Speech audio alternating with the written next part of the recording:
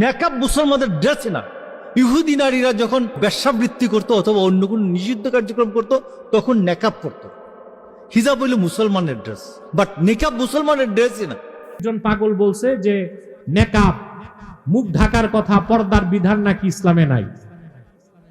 ওরে ধৈরা যদি জুতা দিয়া পেটান তারপরও তার অপরাধের শাস্তি কম হবে না। পর্দা আছে না নাই, নেকাব লাগবে কি লাগবে না, মহিলাদের মুখ ঢাকতে হবে কি হবে না, এটা কি রাজনীতিবিদ ফতুয়া দিবে না আলেম ওলামা পীর মাশায়েখ? কিন্তু সে কত জঘন্য কথা বলছে যে নেকাব, মুখে যে মহিলারা নেকাব দিয়া ঢাকে এটা নাকি ইসলামে নাই, এগুলো নাকি আগে বেশ্যারা করত। পর্দাকে নিয়ে এত বড় কটাক্ষ করার পরও দলের পক্ষ থেকে তাকে শাসন করা কেন হলো না আমি জানতে চাই। দলের দায়িত্বশীলকে বলছি, আপনি তাকে দল থেকে বহিষ্কার করেন, নতুবা তার বক্তব্য প্রত্যাহার করে তাকে তওবার ব্যবস্থা করেন। এদেশের অধিক সংখ্যক আলেম ও পীর মাশায়েখ রাজনীতির সাথে সম্পর্ক নাই। তারা কোরআন সুন্নাহর আলোকে সহি কথা বলে। এটা যে কোনো দলের বিপক্ষে যেতে পারে, পক্ষেও যেতে পারে। কি বলেন আপনারা? যেই দলই হোক, যেই দলের লোক হোক, তাদের বক্তব্য যদি কোরআন সুন্নাহর বিপক্ষে হয়, বিনা চ্যালেঞ্জে আমরা ছেড়ে দিব না। ঠিক কিনা? 3 নাম্বার হচ্ছে মুনাফিকের অন্তর, এটা হচ্ছে কলবুন মানকুস। চতুর্থ প্রকার হচ্ছে কলবুন মুসাফফাহ। আমাদের অধিকাংশ বাঙালির এই চতুর্থ প্রকার অন্তর। এটা কি? ফাফিহে ঈমানু ওয়া নিফাক। এইরকম অন্তরে ঈমানও থাকে, আবার একটু মুনাফিকিও থাকে। সেজন্য এই ধরনের মানুষ ওয়াজ মাহফিলে দৌড়ায়, আবার গানের কনসার্টও দৌড়ায়, পীরের বাড়ি মাহফিলে যায়, আবার বাউল গানেও যায়। ভালোটাও ভালো লাগে, খারাপটাও ভালো লাগে, খারাপটাও ভালো লাগে। আছে বাংলাদেশে এরকম লোক? নাকি এরকম লোক বেশি? এটা হচ্ছে কলবুন মুসাফফাহ। ফাফিহে ঈমানু ওয়া নিফাক। এখানে ঈমানও আছে, নিফাকও আছে। ফামাসালুল ঈমান ফিহি কামাসালিল বাকালাতি ইয়ামুদ্দুহাল মাউত তাইয়্যিব। এই রকম অন্তরে যে ঈমান থাকে, এটা হচ্ছে সবুজ শাকসবজির মতো।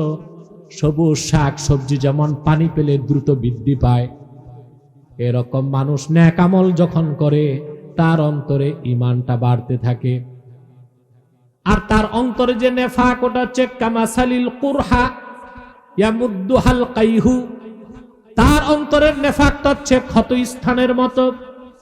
পুজ বা দূষিত রক্তে যেমন ঘাকে বাড়ায় দেয়, এই রকম মানুষ নেক আমল বাদ দিয়া বদ আমল করলে তার অন্তরে নেফাকটা বাড়তে থাকে। যখন দেখা যাবে মৃত্যুর পরে তার অন্তরে ঈমান বেশি, আল্লাহ তাকে মুমিনদের কাতারে শামিল করে দিবেন। যখন দেখা যাবে অন্তরে নেফাক বেশি, মুনাফিকের কাতারে শামিল হয়ে যাবে। তাহলে অন্তর চতুর্থ প্রকার। যদি আপনি মুত্তাকি হতে চান, আপনাকে প্রথম প্রকার অন্তর লাগবে। কি লাগবে? সেই অন্তরের কথাই আল্লাহ বলেছেন, হাদা মা তুআদুনা লিকুল্লি আওয়াবিন হাফিজ। সুবহানাল্লাহ। এই অন্তরটা হচ্ছে চতুর্থ প্রকার। কোন প্রকার? আমি কি ওয়াজ করব না একটু গল্প সল্প করব? আপনাদের দেশে ওয়াজ তো কম হয়। ওয়াজের মাঠগুলো এখন হয়ে গেছে কৌতুকের মাঠ। লাফালাফি, নাচানাচি, কৌতুক, হাসি তামাশা এগুলো করে আমাদের এই যে জেনারেশন জেড, এই জেনারেশনটা নষ্ট হয়ে যাচ্ছে। ওয়াজে আসলেই এরা আশা করে একটু হইচই হোক, একটু কৌতুক হোক, একটু হাসাহাসি হোক, একটু নাচানাচি হোক। এগুলো চান না। সংস্কৃতিটা আবার ঠিক করতে হবে। 10 বছর আগে এগুলো ছিল না, ছিল। বাচ্চাগুলো ভদ্র মতো টুপি লাগায় বসে থাকতো। এখন এসে মাহফিলে খোঁজে লাফালাফি কই, নাচানাচি কই, কৌতুক কই, হাসি কই। এটা ঠিক করতে হবে সংস্কৃতি আমাদের। আবার পুরনো অবস্থায় ফিরতে হবে। কি বলেন ভাই? তা আমাদের কোন অন্তরটা লাগবে? কলবুন মুনিব। আল্লাহ পাক বলেন ওয়া উজলিফাতিল জান্নাতু লিল মুত্তাকিনা গায়রা বাঈদ, যারা পবিত্র হৃদয়ের অধিকারী, যাদের অন্তরে আল্লাহর ভয় আছে, ঈমানদার মুত্তাকি, তাদের জন্য জান্নাতকে নিকটবর্তী করা হবে হাসর ময়দানে। গায়রা বাঈদ, আই জিরো ডিস্টেন্স, অর্থাৎ মুত্তাকি আর জান্নাতের মাঝখানে কোনো দূরত্বই থাকবে না। জোরে গায়রা বাঈদ, জিরো ডিস্টেন্স, কোনো দূরত্ব থাকবে না। মুত্তাকিগণ হিসাব দিবে আর আল্লাহর জান্নাতে ঢুকে যাবে। হাদা মা তুআদুনা লিকুল্লি আওয়াবিন হাফিজ, এই প্রতিশ্রুতি তোমাদেরকে যা দেওয়া হয়েছিল, তোমাদের মধ্যে প্রত্যেক সেই ব্যক্তিকে, যে ব্যক্তি আওয়াব, আওয়াব মানে তাওয়াব, যে অপরাধ করলে আল্লাহর কাছে আত্মসমর্পণ করে। সুবহানাল্লাহ, আল্লাহ মুখী, কি আল্লাহ অভিমুখী। হাফিজ, হাফিজ মানে আল্লাহর বিধানগুলোকে হেফাজতকারী। এটাই তো তাকওয়া। কথা বলেন, এটাই কি তাকওয়ার মূল ব্যাখ্যা? হচ্ছে আল্লাহ তার হাবিব মুহাম্মদ সাল্লাল্লাহু আলাইহি ওয়াসাল্লাম ১৫০০ বছর আগে যা আদেশ করেছেন তা মানা, যা নিষেধ করেছেন তা ছাড়া। তার মানে শরীয়তের বিধানগুলো হেফাজত করা ছাড়া মুত্তাকি হওয়া যায় না। ঠিক কিনা বলেন? হুকুমগুলো মানতে হবে, নিষেধগুলো। তোমার সমাজে এমন অসংখ্য মানুষ আছে নামাজ পড়তে পড়তে কপালে বাটকারা, কিন্তু সমানে সুদ খায়। আছে? হজ করে আসছে, নামের আগে হাজি, নামের পরে গাজী, ৫ ওয়াক্ত নামাজি, বিচারে বসলে ২ দিক থেকে 2 পাইস। এটা নাই তো বিদ্যারে, হ্যাঁ? কিন্তু দাড়িও আছে, টুপিও আছে, সমানে ঘুষ খাচ্ছে। এটা তাকওয়া না। বোঝা গেল তার অন্তর তৃতীয় প্রকার, অর্থাৎ তার অন্তরে ঈমানও আছে, জোরে জোরে ঈমানও আছে, নেফাকও আছে। তো তাকে কি করতে হবে? গুনার কাজটা ছাড়তে হবে। অন্তরটা তখন পবিত্র হয়ে প্রথম শ্রেণীর অন্তর হয়ে যাবে, কলবুম মুনিব। সুবহানাল্লাহ। এর আরেক নাম কলবুন আজরাদ, অর্থাৎ অন্তরটা কাচের মতো স্বচ্ছ, যেখান থেকে ঈমানের নূর শুধু ছড়ায়। বলেন সুবহানাল্লাহ। তাহলে আল্লাহ বলেছেন লিকুল্লি আওয়াবিন হাফিজ, প্রত্যেক সেই ব্যক্তির জন্য জান্নাত কাছে চলে আসবে যারা মুত্তাকি। তারা কি রকম? তারা আল্লাহ অভিমুখী এবং শরীয়তের বিধানগুলো হেফাজতকারী। বলেন সুবহানাল্লাহ। সুদ খাবে না, ঘুষ খাবে না, নামাজ ছাড়বে না, চুরি করবে না, জিনা করবে না, ব্যভিচার করবে না। কে? যে না দেখে আল্লাহকে ভয় করে। এই জন্য আল্লাহ বলেছেন মান খাশিয়ার রহমান বিল গায়বি ওয়া জাআ বিকলবিন মুনিব, প্রত্যেক সেই ব্যক্তি যে ব্যক্তি রহমানকে ভয় করেছে না দেখে। সুবহানাল্লাহ। আমরা গুনার কাজ করি না কার ভয়তে? আল্লাহ দেখেন। এই যে বিশ্বাস, এটা ঈমান বিল গায়ব। ঈমান বিল গায়ব, না দেখে আল্লাহকে বিশ্বাস করি, ভয় করি, এটাই হচ্ছে তাকওয়া। সুবহানাল্লাহ। ওয়া জাআ, এগুলো কি সুদখোর, ঘুষখোর? কথা বলে কেন? আর 10 মিনিট কষ্ট দিব, 10 মিনিট আর কষ্ট দিব তোমাদের। অনেক রাত হয়ে গেছে। হ্যাঁ, ভালোই কইছি।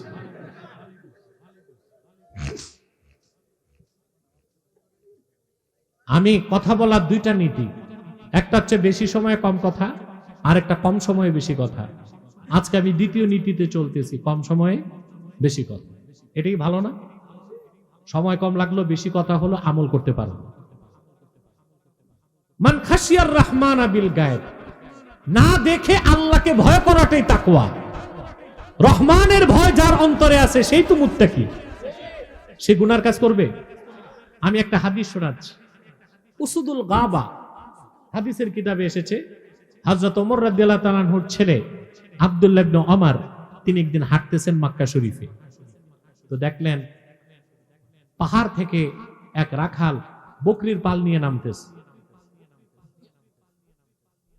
হাজার হাজার বকরি দেখে আব্দুল্লাহ ইবনে ওমরের খুব আগ্রহ হলো। রাখালকে তিনি বললেন, বিনি শাতাম মিনাল গানাম, তোমার বকরির পাল থেকে একটা বকরি আমার কাছে বিক্রি করো। মরুভূমির রাখাল বেদুইন জবাব দিল, বিক্রি করার অনুমতি নাই, এগুলোর মালিক আমি নই, মালিক আরেকজন। আমার কাজ হচ্ছে চারণভূমিতে নিয়ে যাওয়া, আবার তাদেরকে ফিরিয়ে আনা, বিক্রি করা আমার জন্য জায়েজ না। আব্দুল্লাহ ইবনে ওমর রাদিয়াল্লাহু তাআলা আনহু তিনি চিন্তা করলেন, তার তাকওয়াটা যাচাই করবেন। তাকওয়াটা, আল্লাহর ভয় আছে কিনা। মরুভূমির বেদুইন, তার অন্তরে আল্লাহর ভয় আছে কিনা তিনি যাচাই করতে চাইছেন। তিনি বললেন, একটা বকরি যদি তুমি বিক্রি করো, হাজার হাজার বকরি মালিক কি বুঝবে নাকি? তো সে বলল, হুজুর আমার মালিক খুব চালাক, বকরি আনার সময় গনে, ফিরার সময় গনে, আমি ধরা পড়ে যাব। বলে, একটা বকরি বিক্রি করে টাকাটা পকেটে রাখো, আর জিজ্ঞেস করলে বইল যে একটা বকরি বাগে খেয়েছে। মরুভূমির রাখাল বেদুইন জবাব দিল, একটি বকরি বিক্রি করে দুনিয়ার মনিবকে বুঝাই দিতে পারবো বাগে খেয়েছে। আপনার কাছে আমার প্রশ্ন, ফা আইনাল্লাহ, আল্লাহ কোথায়? আল্লাহ তো সবার উপরে, তিনি তো সব দেখেন, আমি আল্লাহকে হিসাব দিব কেমন করে? আব্দুল্লাহ ইবনে ওমর রাদিয়াল্লাহু তাআলা আনহুমা বুঝতে পারলেন মরুভূমির রাখালের অন্তরে আল্লাহর ভয়, তাকওয়া সর্বোচ্চ মাত্রায় আছে। আমাদের দেশে যারা কর্মকর্তা, অফিসার, রাজনীতিবিদ, মন্ত্রী, এমপি ছিল, আছে, ভবিষ্যতে থাকবে, তাদের অন্তরে যদি এই খাশিয়াতুল্লাহ, আল্লাহর ভয়টা থাকে, যে দুর্নীতি করলে দুদক দেখবে না, আল্লাহ দেখবেন, সেই অফিসার কোনোদিন দুর্নীতি করবে সম্ভব? ঘুষ খাবে? দুর্নীতি করবে? কার ভয়তে করবে না? কার ভয়তে? এখন দেখেন না অপরাধীদেরকে দুদক ধরতেছে, কথা বলে, আসল অপরাধী একজনও ধরা খাইছে। সত্য 5 তারিখের পর জামাইয়া ধরে বিদেশ গেছে, কিছু আছে জেলে। যত টাকা দেশ থেকে পাচার হয়েছে, কত টাকা আপনি চিন্তা করতে পারবেন না। এত টাকা পাচার হয়েছে বাংলাদেশ থেকে, প্রত্যেক নাগরিকের মাথা পিছু ঋণ হচ্ছে 1,07,000 টাকা। কত? প্রত্যেকের মাথা পিছু ঋণ 1,07,000 টাকা। এই পরিমাণ টাকা বিদেশ পাচার হয়েছে। আপনারা যারা নিয়মিত সোশ্যাল মিডিয়াতে আমার বক্তব্য দেখেন, আপনারা দেখেছেন 14 মাস আগে আমি কসম করে বলেছিলাম, ডক্টর ইউনূস পাচার হওয়া একটা টাকাও আনতে পারবে না। পারছে? কারণ এখন যারা দায়িত্বে আছে ওরাও চোর। আগে হয়েছে পুকুর চুরি, এখন হচ্ছে সাগর চুরি, কথা বলেন। এই জন্য একটা টাকা বিদেশ থেকে আনা যায় না। সংস্কার কোথায় ভাই? দেশ সংস্কার করবেন কি? দেশ তো মাটি, দেশ কি? সংস্কার করতে হবে দেশ যারা চালায় তাদের অন্তরকে, আসল জায়গায় সংস্কার করেন। দেশ কি? দেশ হচ্ছে 4টা জিনিস নিয়ে, একটা হচ্ছে টেরিটরি, ভূখণ্ড, একটা হচ্ছে পপুলেশন, জনগণ, আরেকটা হচ্ছে গভর্নমেন্ট, সরকার, আরেকটা হচ্ছে সভরেন্টি, সার্বভৌমত্ব। এই 4টা নিয়ে কি হয়? রাষ্ট্র। কি হয়? রাষ্ট্রের মূল কি? জনগণ। ব্যক্তি যখন ঠিক হবে, পরিবার সুন্দর হবে, পরিবার ঠিক হলে সমাজ ভালো হয়ে যাবে, সমাজ ভালো হলে রাষ্ট্রটাও ভালো হয়ে যাবে। তো সংস্কার কি দরকার? রাষ্ট্র কাঠামোতে না অন্তরে? আগে যারা ছিল তারা বলছে দিন বদলের চেষ্টা, আমরা বলছি দিন বদল মানুষ করতে পারে না, দিল বদল করতে হবে। এখনো বলছি সংস্কার সংবিধানে করলে হবে না, সংস্কার সনদে করলে হবে না, সংস্কার রাষ্ট্র কাঠামোতে করলে হবে না, সংস্কার করতে হবে শিক্ষা ব্যবস্থা। তার মাধ্যমে যোগ্য, শিক্ষিত, পরিপূর্ণ মুত্তাকি মুসলমানদেরকে যদি প্রোডাক্ট করা যায় রাষ্ট্রের দায়িত্বপূর্ণ পদগুলোতে, যে রাষ্ট্রকে তারা ঠিক করতে পারবে। ঠিক কিনা বলেন? শিক্ষা ব্যবস্থা সংস্কার হয়েছে? কথা বলেন। সবচেয়ে দুঃখ পেলাম, এই সরকার ক্ষমতায় এসেছে 24 সালের 8ই আগস্ট।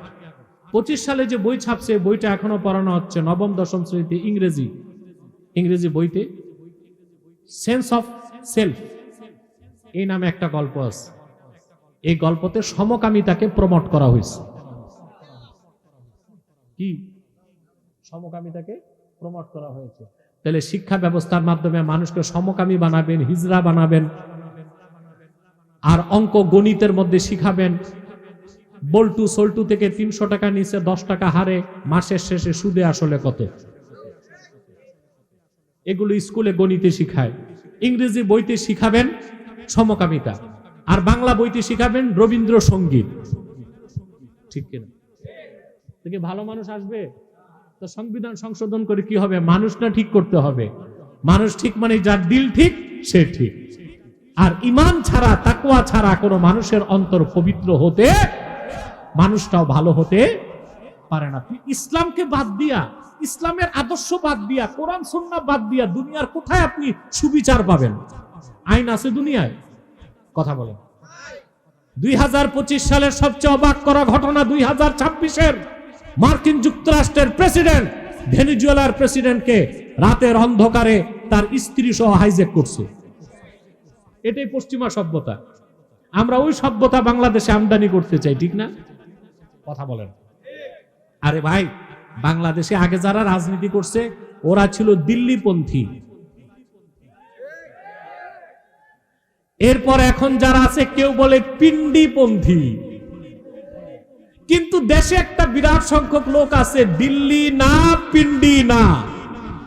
আমরা বলি দিল্লি না পিন্ডি না ওয়াশিংটন না। সব পন্থা ছাড়তে হবে, ইসলাম পন্থা নিতে হবে, ঠিক কিনা বলেন? ইসলামী আদর্শ ছাড়া কোন রাষ্ট্রের মধ্যে ন্যায় বিচার থাকতে পারে না। তার সুস্পষ্ট প্রমাণ প্রেসিডেন্ট ট্রাম্প দিয়েছে। ভেনেজুয়েলার প্রেসিডেন্টকে রাতের অন্ধকারে হাইজ্যাক করছে। তা আন্তর্জাতিক আইন কই? জাতিসংঘের সনদ কই? কথা বলেন।